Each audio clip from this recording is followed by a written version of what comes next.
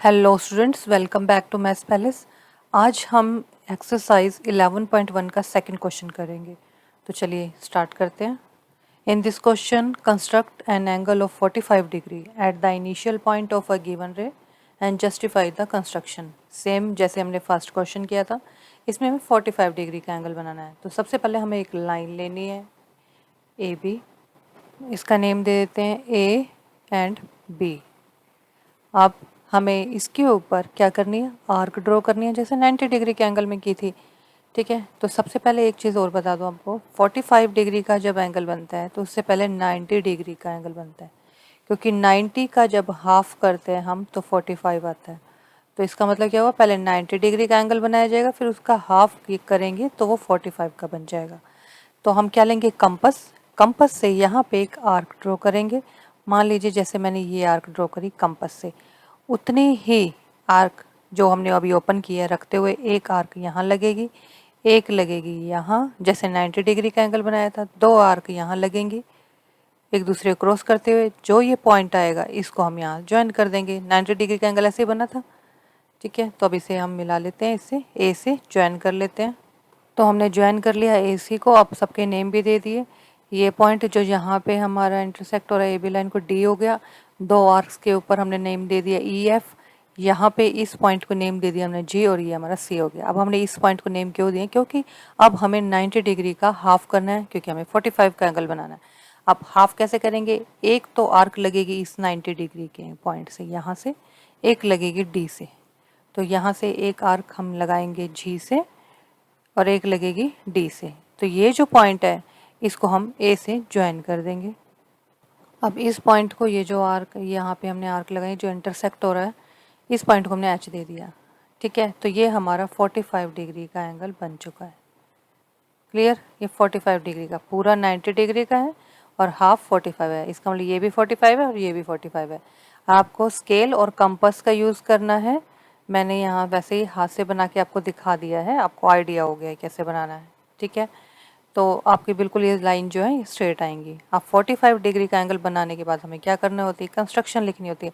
बस एक बात का ध्यान रखना, जैसे जैसे आप कंस्ट्रक्शन करते हो जाओ, साथ के साथ आप कंस्ट्रक्शंस के जो पॉइंट्स हैं, स्टेप्स हैं, वो लिखते जाना, नहीं तो भूल जाओगे कि कौन सा पॉइंट अब लिखना है। ठीक है, स्टार्टिंग से एक, जैसे कि हमने एक लाइन ली, फिर उसके बाद हमने ये वाली जो आर्क थी ये ड्रॉ की थी, फिर हमने फर्स्ट आर्क इसको सेंटर लेते हुए ये आर्क ड्रॉ की थी, पॉइंट ई पे इसने इंटरसेक्ट किया। उसके बाद हमने सेकंड आर्क ई को सेंटर लिया और वही रेडियस, सेम रेडियस रखते हुए यहाँ पे हमने इसको ड्रॉ किया। फिर इन दोनों ई और एफ को सेंटर और रेडियस लेते हुए हमने दो आर्क यहाँ पे ड्रॉ की जो इंटरसेक्ट कर रही हैं सी पे। ठीक है, फिर इसको हमने इस ए से ज्वाइन कर दिया। उसके बाद इतनी तो आप लिख लें, क्योंकि लास्ट जो फर्स्ट क्वेश्चन हमने किया था उसकी जो ये और उसकी जो कंस्ट्रक्शन सेम है 90 डिग्री तक।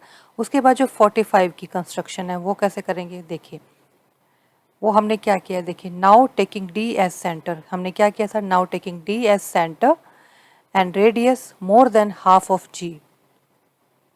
D as centre and radius, centre और रेडियस लेना डी को, मोर देन हाफ का मतलब इसके हाफ से ज़्यादा हमने ली, आर्क ओपन की, वो कंपास को ओपन किया और एक आर्क ड्रॉ की।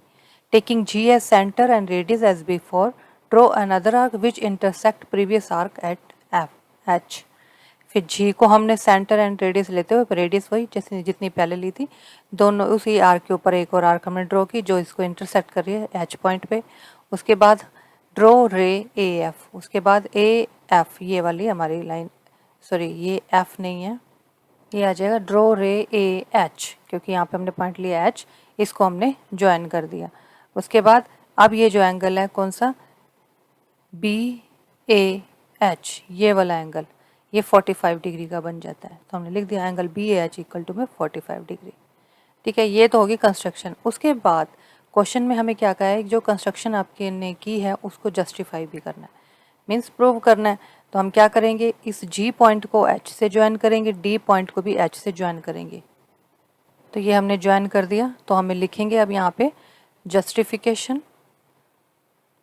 उसके बाद सबसे पहले हमने जो ज्वाइन किया है उसके बारे में यहाँ पे डिफाइन करेंगे। जस्टिफिकेशन में सबसे पहले लिखेंगे join ji H and D H, join ji H and D H. ठीक है, ये पॉइंट होने के बाद दो ट्रायंगल्स यहाँ पे हमें शो हो रही हैं, देखिए GHA एंड AHD। इसको हम ऐसे भी बोल सकते हैं AGH एंड AHD। ठीक है, तो हम यहाँ पे लिखेंगे in triangle AGH and triangle AHD। देखिए अब इन दोनों ट्रायंगल्स में ये जो GH है वो हमारे HD के इक्वल है। क्यों ये इक्वल? क्यों? क्योंकि आर्क्स ऑफ सेम रेडियाई। कैसे? हमने सेम रेडियस रखते हुए, मीन्स जो हमने ओपन की थी कंपस, उतनी जितनी यहाँ स्टार्टिंग में ओपन की उतनी ही यहाँ पे हमने आर्क लगाई, ये क्रॉस किया। उसके बाद जब 45 का एंगल बनाया उतने ही ओपन करते हुए आर्क हमने यहाँ पे लगाई। तो ये सेम चल रही हैं सारी, तो ये जहाँ से इसकी डिस्टेंस भी सेम हो जाएगी। जब हमने आर्क सेम रखी तो ये डिस्टेंस भी सेम होगी। तो GH इक्वल टू HD, यहाँ लिखेंगे GH equal to HD, arcs of equal radius की ये आर्क हैं। ठीक है, ये रेडियस इक्वल रेडियस की आर्क है, मीन्स हमने जो रेडियस स्टार्टिंग से जो ली थी वही यहाँ रख के तो हमने इसको ड्रॉ किया, तो इसलिए ये इक्वल रेडियस की आर्क है।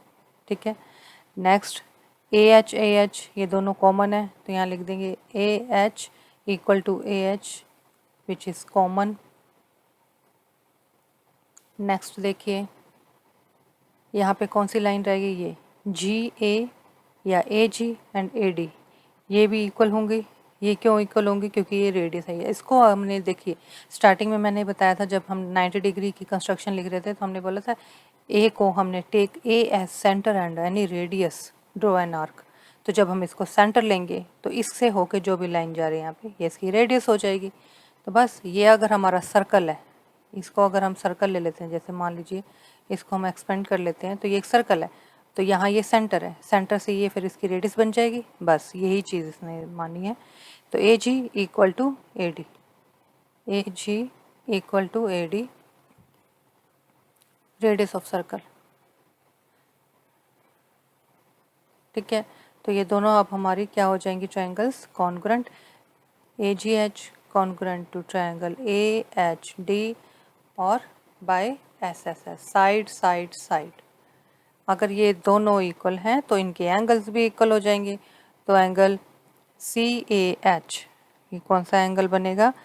CH लिख दो या GAH लिख दो, GAH लिख लेते हैं। चलिए एंगल दिस यहाँ लिख लेते, this implies angle GAH equal to HAD, angle HAD by CPCT, congruent parts of congruent triangle. अब देखिए हमने इन दोनों एंगल्स को इक्वल बता दिया। ठीक है, अब इस पूरे एंगल का सम कितना है? 90 डिग्री है, ये पूरा एंगल 90 डिग्री का है। तो अब यहाँ लिखेंगे now angle GAH plus angle HAD equal to है 90 डिग्री। ठीक है, अभी हमने प्रूव किया, लिख सकते हैं आप एज प्रूव्ड अबव। ठीक है, जैसे कि हमने ऊपर अभी प्रूव किया है कि ये पूरा एंगल 90 डिग्री का है और दोनों एंगल इक्वल हैं। ये अभी हमने लिखा बाय CPCT, तो हम एक एंगल को रिप्लेस कर देंगे, किसी को भी रिप्लेस कर सकते हैं। मान लीजिए मैंने HAD को GAH से रिप्लेस कर दिया, तो GAH plus GAH equal to 90 degree, ये हो जाएगा 2GAH इक्वल टू 90 डिग्री। तो एंगल GAH हमारा हो जाएगा 90/2 45 डिग्री, और एंगल ये है HAD, वो भी क्या हो जाएगा 90 डिग्री, सॉरी 45 डिग्री। और यही हमें प्रूव करना था कि ये एंगल 45 का, हमें इसी को प्रूव करना था, हैंस प्रूव। होप ये क्वेश्चन आपको समझ आ गया होगा। फिर भी कोई डाउट हो तो you can ask in comments. Thank you for watching, मिलते हैं नेक्स्ट वीडियो में। Till then be happy, stay healthy and keep connected to maths palace.